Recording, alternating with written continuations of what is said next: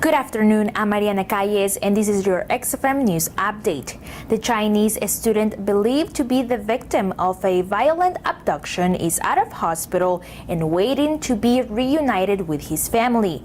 York Regional Police says Wang Jianlu was found safe Tuesday night in Gravenhurst, Ontario. That's more than 150 kilometers away from the underground parking garage in Markham, where he was allegedly forced into a van and driven away 3 days earlier. Police are still looking for the suspects who allegedly kidnapped him. City Hall reveals a report of errors in the voters list last election. City staff were able to correct 60,000 of them, preventing the election from being affected. Mayor Ed Holder spoke on what steps council would take to address this.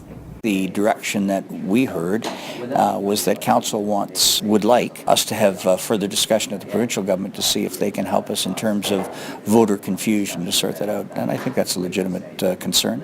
The clerk's office had reached out to provincial government for help, but ended up being denied, forcing the city to hire a third-party reviewer, increasing costs further. Thames Valley District School Board trustees have approved the expansion of the Cram Masonville Public School. More than $2.4 million of the board's accumulated surplus will be used to upgrade the school. The overcrowded facilities became an uncertainty after Doug's Ford government cuts on education.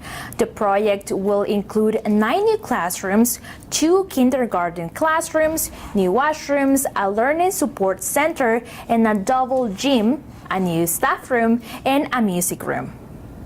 The owner of the transport truck involved in the deadly Humboldt Broncos bus crash has admitted that he did not follow provincial and federal safety rules.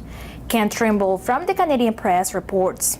A lawyer for Sukhmander Singh of Adashdiol Trucking pleaded guilty today on his behalf in a Calgary court. The charges include failing to maintain time logs for drivers, neglecting to ensure his drivers complied with safety regulations, and having more than 1 daily log for any day. He's also pleaded guilty to not having or following a written safety program. The fine, $5,000. The truck driver, Jaskirat Singh Sidhu, was sentenced last Friday to 8 years in prison. The court heard he was an inexperienced driver who had been on the road for only 3 weeks. Ken Trimble, the Canadian Press. I'm Mariana Calles, and that was your XFM News Update.